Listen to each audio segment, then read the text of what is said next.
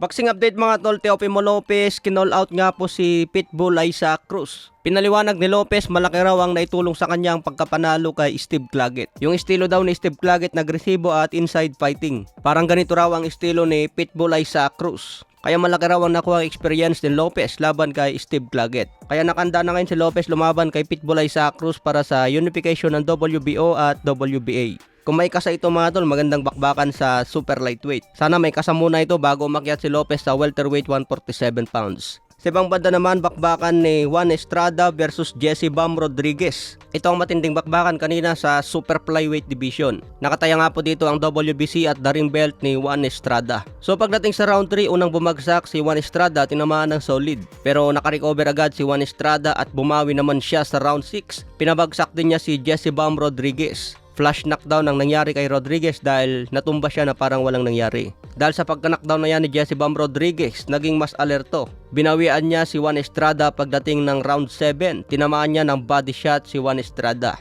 Gumulong si Juan Estrada at hindi na siya nakarecover. Kaya panalo si Jesse Bam Rodriguez via knockout sa round 7. Kaya si Jesse Bam Rodriguez na ngayon ang bagong WBC at the ring champion sa super flyweight division. Sinabi ni Juan Estrada matapos ang laban, gusto daw niya ikasa agad ang rematch. May rematch clause kasi ang laban na ito at gusto agad ni Juan Estrada makabawi kay Bam Rodriguez. May bagong kartada si Juan Francisco Estrada na 44 wins, 28 KOs, may 4 na talo.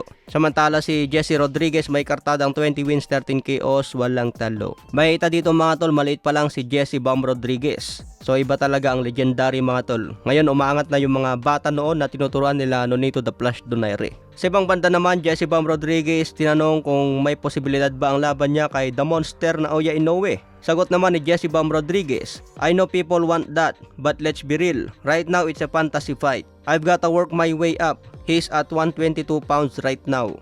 I'm at 115 pounds. I've got the business to handle at this weight class. I want the winner of Kazuto Ioka versus Fernando Martinez. So ito nga po yung plano ngayon ni Jesse Bam Rodriguez. Masyadong mataas na raw ang timbang ngayon ni Inoue na 122.